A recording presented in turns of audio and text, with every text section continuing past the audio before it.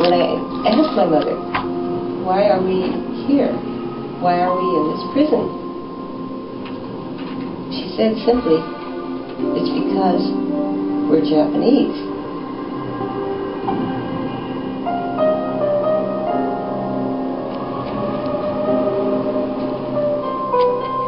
My father was an immigrant from Hiroshima in Japan. My mother was born here. My father believed, like a lot of other immigrants, that you could make money in the United States. My dad always used to say, nothing like America. In 1882, the Emperor of Japan allowed the people of Japan to leave the home islands. And thus the Japanese came to this country for economic opportunity. I pledge allegiance to the flag of the United States of America. After the first few years, the Japanese immigrants were trying to get into other professions. And people were beginning to get worried about what they call the Japanese invasion. My father could not buy land because he was not a citizen, but he also couldn't become a citizen. My mother used to tell me the salesman used to come to the door and she'd refuse to buy, and they say, why don't you go home, you're dead Jap.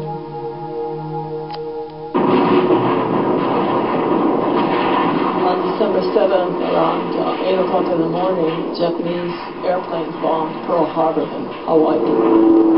Since the unprovoked and dastardly attack, a state of war has existed between the United States and the Japanese Empire.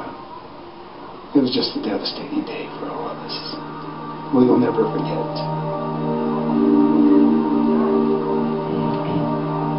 I went to volunteer, and they turned me down because they just didn't want any Japs.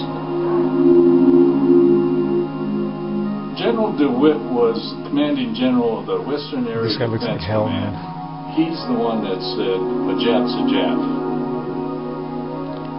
And because I looked like the enemy, I was treated like the enemy. We were cursed at and spit on. We were told to go back to the country where we came from. And I said, well, this is where I came from.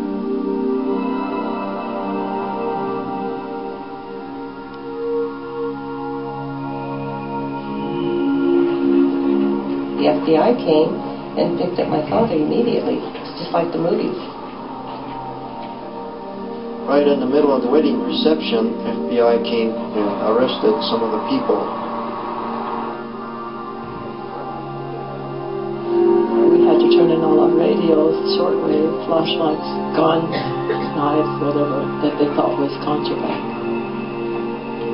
President Roosevelt signed Executive Order 9066. As Commander-in-Chief, I have directed that all measures be taken for our defense.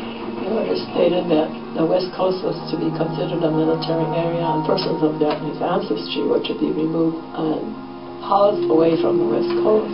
There were 10 war relocation centers to which persons of Japanese ancestry were sent.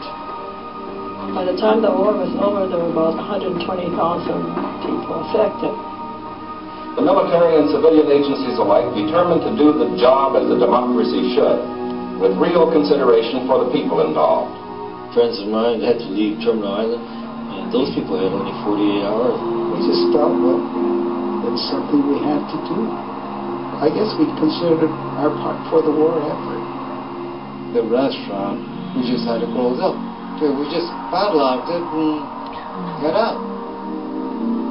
People just come and say, well, I'll give you $1 for that, I'll give you $5. It's like $5 for a brand new refrigerator. We burned a lot of things. My mom got mad and she just picked up these great big plates. She just smashed it right on the floor. With every smash, it just broke her heart. We could only take what we could carry. I can remember things we didn't take. Like our dog, Ginger. We were not allowed to take pets.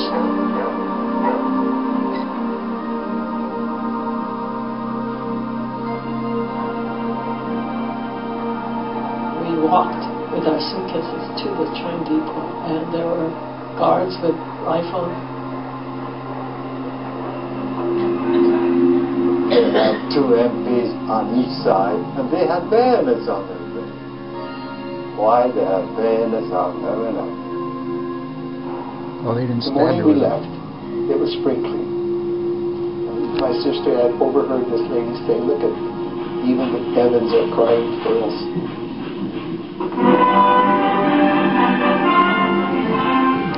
The great trek begins.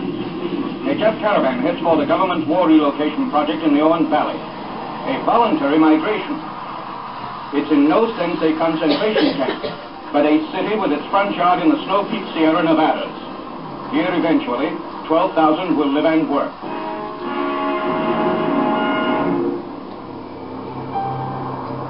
We were told that we are being evacuated so that the government can protect us. And the first thing that I had observed was that they had armaments, not facing out, but facing in. And I remember seeing the guard tower and the barbed wire fence, and this blew my mind to think that we were going to be behind those bars. My mother and father lived at the time in the Owens Valley, and they saw the people getting off the buses. My mother said, "I was so upset by that. These people don't belong there. They're American citizens."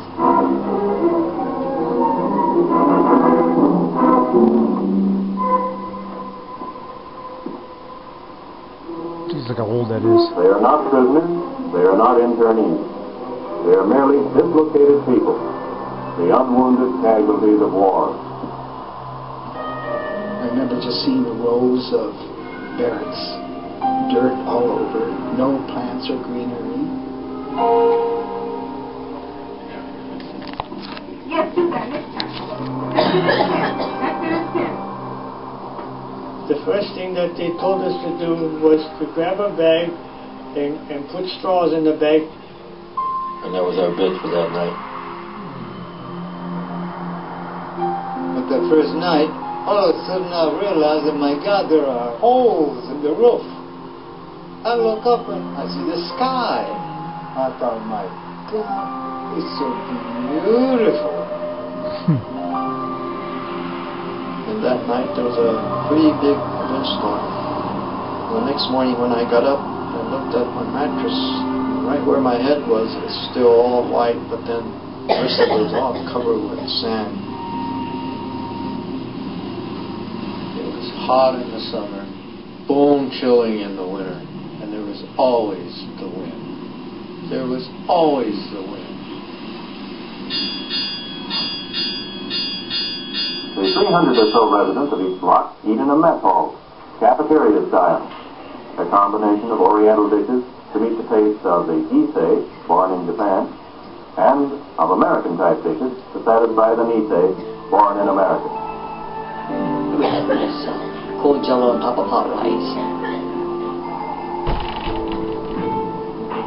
The daily life in Manzanar was just like any other life, except we didn't have any freedom and we didn't have any privacy. We were all in a room which was only 20 by 25 feet, men and women. We did finally put up sheets to divide the room. We all had to take a shower in the same place with a lot of other people. And I just couldn't get myself to go take a shower in that place. People like my mother would stay up late hoping to take a shower when her neighbors weren't around. My mom just kept blaming herself. She kept telling us, it'll be over, but I know every day is killing her.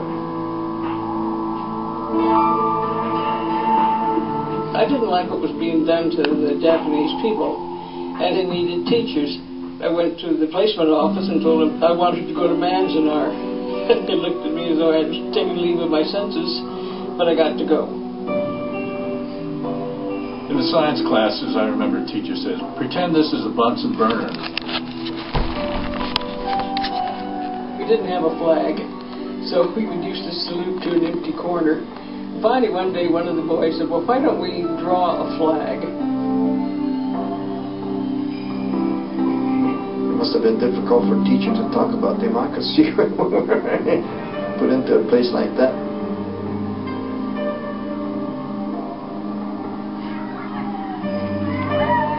We were American kids in there. This is an American town.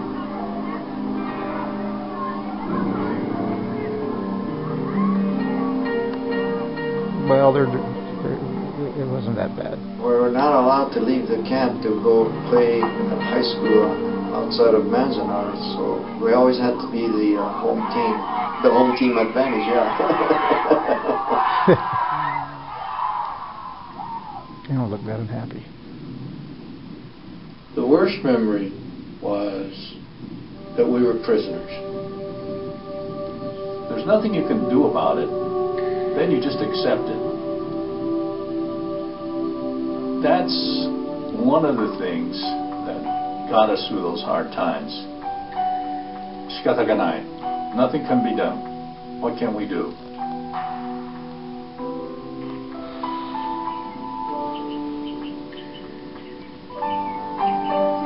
The Japanese people appreciate nature. So eventually the people got together and put in lawns and gardens. Wow. Anything to kind of beautify and forget about the hardship a little bit.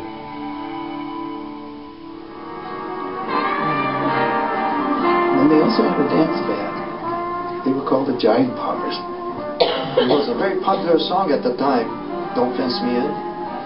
And then I thought, gee, it sure is fitting that we're in a place like this within the barbed wire.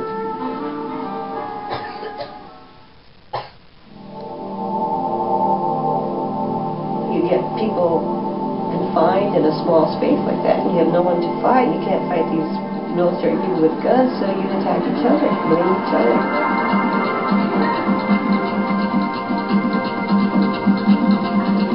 So all of these tensions began to grow. Some of it had to do with the protest, but like any activity where you have a demonstration, other factors enter in. A group of people, they ended up in front of the camp entrance. The MPs became worried that they were going to be rushed. And so a couple of them shot their rifles into the crowd. 2 young men were shot and killed.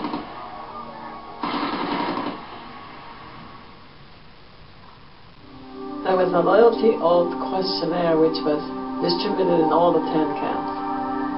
Question 27 asked if we would serve in the armed forces of the United States and go wherever ordered. Question 28 asked if you forswore allegiance to the Japanese emperor. And how am I going to answer it? Because I can't forswear allegiance to the Japanese emperor, because I never had allegiance to him. It caused a lot of confusion among the Issei who were not citizens. That meant that they would lose their Japanese citizenship if they did that. And that they would be people without a country, because they couldn't become American citizens. I was so mad though that they would dare to ask a question like that where it would tend to sort of break up a family. I said no, because, to be detained in a camp like this and be asked that kind of question, I thought that was ridiculous. Those that said that they weren't loyal are the ones that went to Tule Lake, the camp that was way up by the Oregon border. And then from there, some of them were sent to Japan. Now thinking back about all the no-no boys, they were bitter about the war, or they were bitter about the evacuation. They didn't want to go into the army. Many of the young men refused to go for induction when they were called. We had a neighbor who volunteered for the service, and at the time I thought, the guy's crazy. I volunteered from a relocation center to show my loyalty and to prove that I had the right to live as a good American citizen. The 442nd was part of the Department of the Army's effort to utilize Japanese Americans. but they kept them in a segregated unit. You fought not only the enemy, but you fought prejudice, and you've won. These fellows really put their life on the line and went out there, and a lot of them got killed. Saddam Hussein was awarded the Medal of Honor because the German hand grenade was thrown into a group, and he threw himself on the hand grenade and sacrificed his life. Wow. My gosh, here was a guy who gets a Congressional Medal of Honor and the mother is behind barbed wire. I thought, wow, that's justice.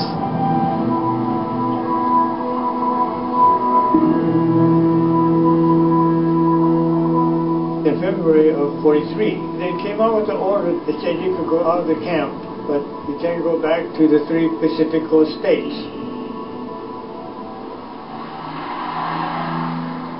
You had to have a job, you had to have a place to stay, and you had to guarantee that you would be a liability to the community you were going to.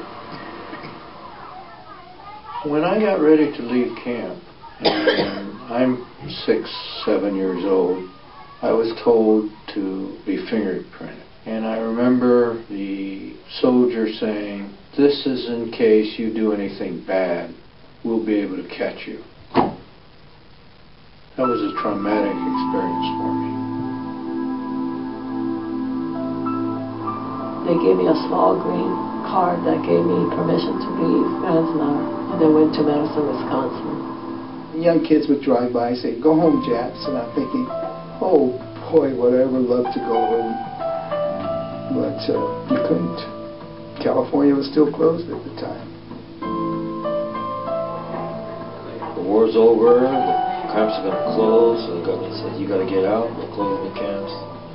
They gave each of us $25 and a ticket to wherever you're going to go. That was it.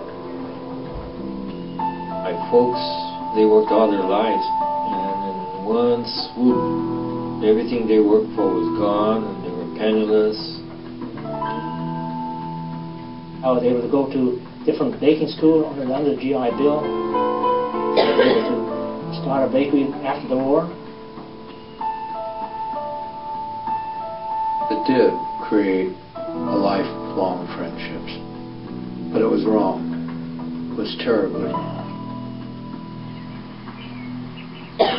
By the end of the war, there were no convictions or arrests of any person of Japanese ancestry accused of conspiracy or sabotage or espionage.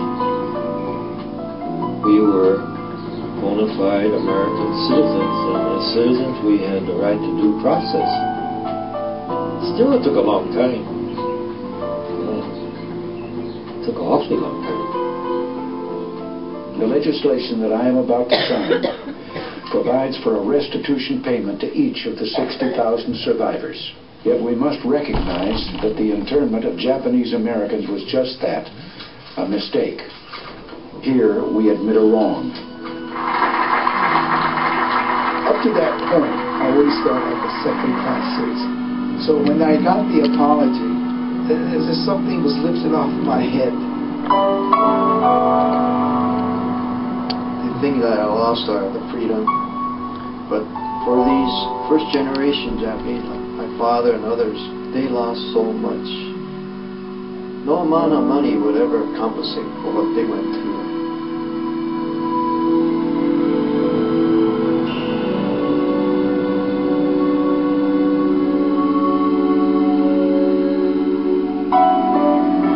We don't have a king, we don't have a queen, we have a constitution. And when we violate that constitution, we begin to unravel as a nation. The right of the people to be secure in their persons, houses, papers, and effects. Against unreasonable searches and seizures shall not be violated. I think today that Americans need to be so alert because the individual rights of people have got to be preserved. No person shall be deprived of life, liberty, or property without due process of law. Are we going to make the same mistake that we did with a whole group of my family and friends. I really worry about that. I still think this is the best country in the world, hands down. It's just up to everybody to see that it stays that way. Look at you.